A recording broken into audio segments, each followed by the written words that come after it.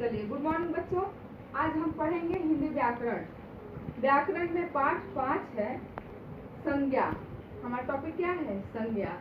संज्ञा से पहले हम लोग भाषा, लिपि, व्याकरण, वर्ण विचार, शब्द विचार, वाक्य के बारे में पढ़ चुके हैं। आज हम संज्ञा के बारे में पढ़ेंगे। संज्ञा किसे कहते हैं? संज्ञा क्या है? संज्ञा के कितने भेद हैं? संज्ञा के कितने प्रकार? भेद या प्रकार एक ही होता है। संज्ञा के कितने भेद हैं उसके बारे में आज हम जानेंगे। संज्ञा किसे कहते हैं? जैसे आप यहाँ ध्यान दीजिए, संज्ञा किसे कहते हैं?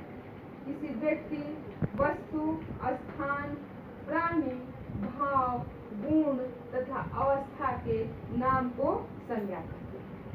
संज्ञा किसे कहते हैं? किसी व्यक्ति, वस्तु, स्थान, प्राणी, नाम, भाव जो भी आता है, ये सब क्या है? ये सब संज्ञा है। जैसे कबीर, पुस्तक, दिल्ली, चिड़िया, प्रेम, उड़ान, ये सब संज्ञा शब्द है। जैसे आसान शब्दों में आप इस प्रकार समझेंगे। कबीर, कबीर एक क्या है? व्यक्ति विशेष का नाम है।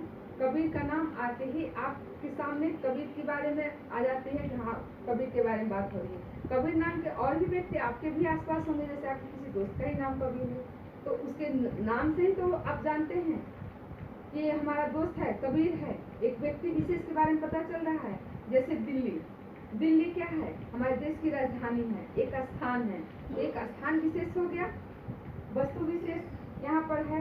उड़ान जो है, प्रेम है, भाव है, ये सब क्या है? आपका उससे आप पहचान सकते हैं। संज्ञा क्या करता है? किसी से हमारी पहचान कराता है। नाम हो, स्थान हो, व्यक्ति हो, विशेष, सबसे हमारी पहचान कराता है। उसे ही हम आसान शब्दों में समझने के लिए आपको सब बताए हैं।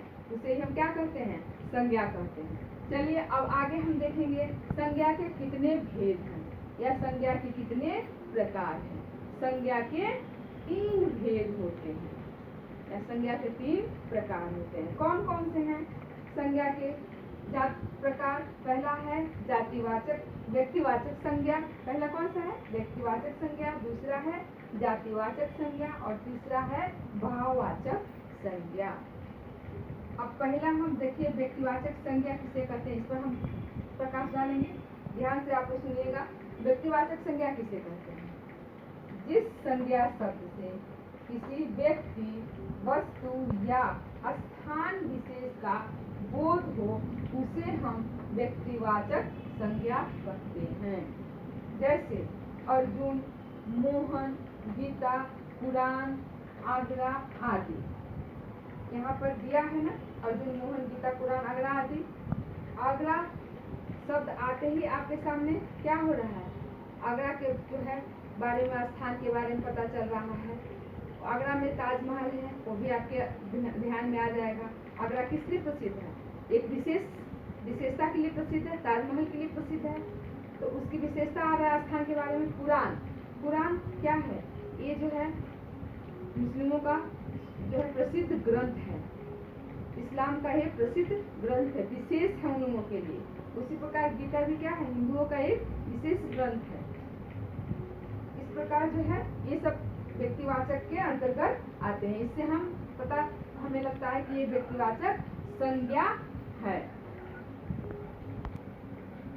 दूसरा है जातिवाचक संज्ञा। जातिवाचक संज्ञा किसे कहते हैं? जिस संज्ञा शब्द से किसी संपूर्ण जाति का बोध हो, संज्ञा शब्द से संपूर्ण जाति का बोध हो, उसे हम जातिवाचक संज्ञा कहते हैं। जैसे शेर, मनुष्य, गाय, लड़की, कुत्ता आदि। यहाँ पर जैसे दिया है शेर, शेर से संपूर्ण शेर जाति का बोध हो रहा है। एक शेर के बारे में यहाँ पर आपको नहीं बताया जा रहा है। यहाँ संपूर्ण शेर जाति का जो है हमें बोध हो रहा है, उनके बारे में पता चल रहा है, पहचान मिल रही है हमें उस जाति के बारे में।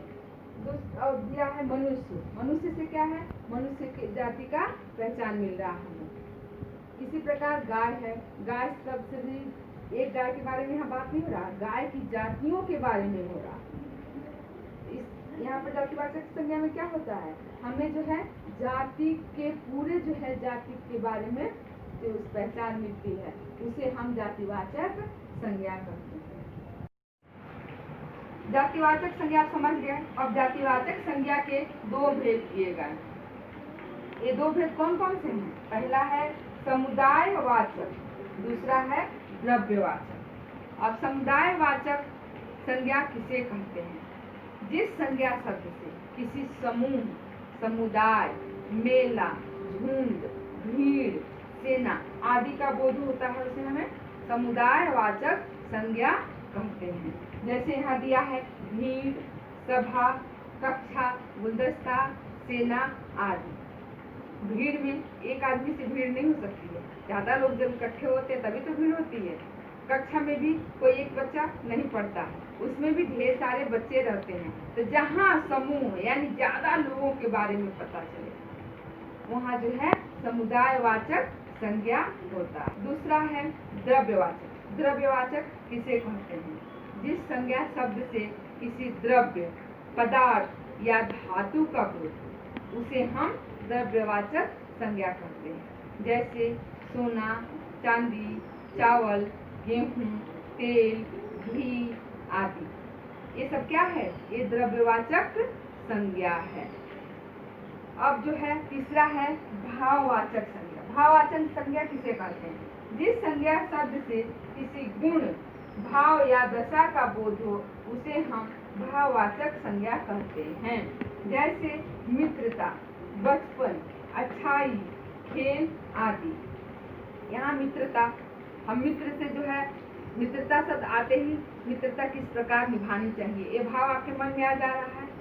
ये बचपन में बच्चे क्या करते हैं, कैसे खेलते हैं, कैसे रहते हैं, बचपन में सब हो सकता है। बचपन जो है अपने आप में एक अनोखा समय होता है, तो भाव अपने आप आ जाता है। बुढ़ापा शब्द आते ही आपके सामने, हाँ, बूढ़े व्यक्ति के साथ क्या क्या समस्याएं होती हैं, कैसे कैसे उनका भाव होता है, कैसे कैसे उनका उठना बैठना, खाना पीना होता है, ये सब भाव आपके पास, आपके अंदर आ जाता है। उसे ही हम क्या कहते हैं? भाववाचक संज्ञा कहते हैं। अब यहाँ जो है दिया हुआ है, विशेष करके बुक में कभी कभी व्यक्तिवाचक संज्ञाएं भी जो है जातिवाचक संज्ञा के रूप में प्रयोग होती है। कैसे होती हैं? कभी कभी व्यक्तिवाचक संज्ञाएं जो जातिवाचक के रूप में कैसे प्रयोग होती हैं? जैसे यहाँ दिया है, राजा हरिश्चंद्र सत्य के लिए जाने जाते हैं। हरिश्चंद्र क्या है? एक व्यक्ति का नाम है। हरिश्चंद्र एक व्यक्तिवाचक संज्ञा है, लेकिन सत्य क्या है? एक जातिवाचक के अंतर्गत आ रहा है। तो कभी कभी जो है हम व्यक्तिवाचक संज्ञा जो है उसको जातिवाचक संज्ञा के रूप में भी प्रयोग करते हैं। जैसे कर्ण जो है दान के लिए प्रसिद्ध है। कर्ण किसके लिए प्रसिद्ध है? दान। कर्ण एक व्यक्ति विशेष का नाम है कर्ण, लेकिन दान जो है क्या है? ये जातिवाचक तो हो जाएगा। तो ये उसके रूप में कभी कभी व्यक्तिवाचक संज्ञा जो है जातिवाचक के रूप में भी हम प्रयोग करते हैं। और यहाँ पर और दिया हुआ आगे देखिए आपको, इन कभी कभी जातिवाचक संज्ञा जो है उसका भी हम व्यक्तिवाचक के रूप में कैसे प्रयोग करते हैं। तुम नहीं जानते हो तो वो पूरी नगरी ही कर्णों की है। यानी कर्ण तो एक व्यक्तिवाचक विशेष रूप में है कर्ण शब्द, लेकिन ये सिर्फ कर्णों की, यानी कर्ण के जैसे बहुत सारे लोग जो हैं जाति के रूप में कर्ण, कर्णों की जो आ गया तो ये जाति के रूप में हो गया कि कर्ण के जैसे बहुत सारे लोग उस नगर में। तो कर्ण यहाँ जो है व्यक्ति विशेष होते हैं वो भी जाति में प्रयोग हो गया। तो कहीं कहीं आपको व्यक्ति से जाति में, जाति से व्यक्ति में इस तरह से प्रयोग शब्द जो है करने पड़ सकते हैं, प्रयोग होते हैं, आप आराम से कर सकते हैं। कलयुग में भी श्री श्रवण कुमारों की कमी नहीं है। श्रवण क्या है? एक व्यक्ति विशेष का नाम है, पितृभक्ति के लिए प्रसिद्ध है। लेकिन आज भी कलयुग में भी ऐसे बहुत सारे जो है बच्चे जो अपने माता पिता के सेवा करते हैं। तो श्रवण कुमारों की कमी नहीं है। तो श्रवण कुमार एक व्यक्ति विशेष होते ही भी जातिवाचक के रूप में यहाँ प्रयोग किए जा रहे हैं। तो इस प्रकार जो है आप व्यक्तिवाचक से जातिवाचक, जातिवाचक से व्यक्तिवाचक के रूप में प्रयोग कर सकते हैं। और कभी कभी जातिवाचक संज्ञा जो है व्यक्ति विशेष के लिए भी प्रसिद्ध हो जाते हैं।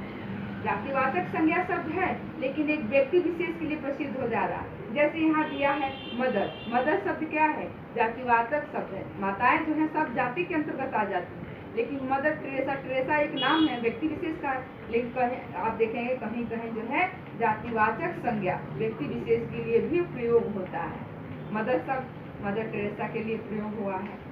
तो मदर शब्द क्या हो गया? जाति है, लेकिन मदर टेरेसा का नाम जो है क्या है? एक व्यक्ति विशेष का है। तो ऐसे भी शब्द आपको प्रयोग करने के लिए मिलेंगे। पंडित शब्द का भी है इसी तरह। पंडित क्या है? जातीय, पंडितों का बोध करा रहा, लेकिन ये जवाहरलाल नेहरू के लिए व्यक्ति विशेष के लिए प्रयोग हुआ है। इसी प्रकार जो है शब्द आपको कहीं कहीं बनाने पड़ सकते हैं, प्रयोग कर सकते हैं। और भाववाचक संज्ञा, भाववाचक संज्ञा भी जो हम 4 प्रकार से बना सकते हैं। कैसे बना सकते हैं?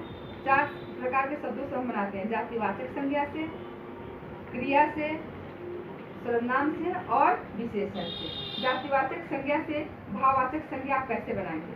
जातिवाचक संज्ञा शब्द है और उसको हमको भाववाचक में उसको परिवर्तन करना, कैसे करेंगे? बच्चा, बच्चा शब्द क्या है? जातिवाचक है। अब इसे जो है भाववाचक में बनाएंगे बचपन, बच्चा से बचपन, स्त्री से स्त्रीत्व। इस तरह से जातिवाचक से आप भाववाचक में परिवर्तन करेंगे। फिर सर्वनाम से आप जो है कैसे भाववाचक में परिवर्तन करेंगे? सर्वनाम शब्द है अपना, अपना सर्वनाम शब्द है, अपनापन जो है भाववाचक हो जाएगा। क्रिया हो गया आपका लिखना, लिखाई, भाववाचक हो गया। इस प्रकार विशेषण हो गया आपका सुंदर, सुंदरता। इस प्रकार जो है आप क्रिया से, विशेषण से, सर्वनाम से, जातिवाचक शब्द, संज्ञा शब्द से आप जो है भाववाचक संज्ञा शब्द बना सकते हैं। अब यहाँ पर आप आज तो संज्ञा पढ़े हैं, अभी क्रिया क्या है, सर्वनाम क्या है, विशेषण क्या है, अब इसके बारे में हम आगे जो है पूरा विस्तार से पढ़ाएंगे आप लोगों को, और आप समझेंगे कि हाँ इसे ही क्रिया और विशेषण सर्वनाम कहते हैं। अभी तत्काल के लिए आप जो है यहाँ पर जातिवाचक और सर्वनाम भाववाचक कैसे बदला गया है, आप इसे एक बार पढ़ेंगे तो अच्छे से समझ जाएंगे। और फिर याद रखनी होगी जो यहाँ पर बातें दी हुई हैं, आप इन्हें याद जरूर कर लीजिएगा। ये आपकी बहुत काम की चीज़ है। जैसे किसी व्यक्ति, वस्तु, स्थान, भाव या गुण आदि के नाम को हम क्या करते हैं?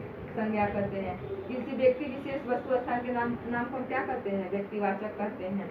जाति विशेष के बोध कराने वाले शब्द क्या होते हैं? जातिवाचक हो गया। भाव विशेष का बोध कराने वाले भाववाचक संज्ञा शब्द हैं। इस प्रकार आप इसे याद कर लीजिएगा। और यहाँ दिया है आओ अभ्यास करें, इसे आप जो है पढ़ करके अभ्यास करिए, आप आराम से हल कर सकते हैं। जैसे यहाँ दिया है, नीचे लिखे संज्ञा शब्दों से व्यक्तिवाचक संज्ञा पर सही का निशान लगाइए।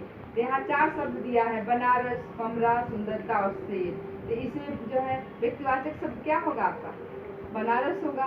इस प्रकार जब आप पढ़ेंगे तो पूरा आराम से जो है फिल कर लेंगे, और पूरा जो है एक्सरसाइज आपको फिल करना है। यही आज आपका होमवर्क है। इसे आप करके और एक बार जो है हमारे पास भेज दीजिएगा, देख लूँगी मैं। अच्छे से इस चैप्टर को पढ़ करके आपको याद रखना है।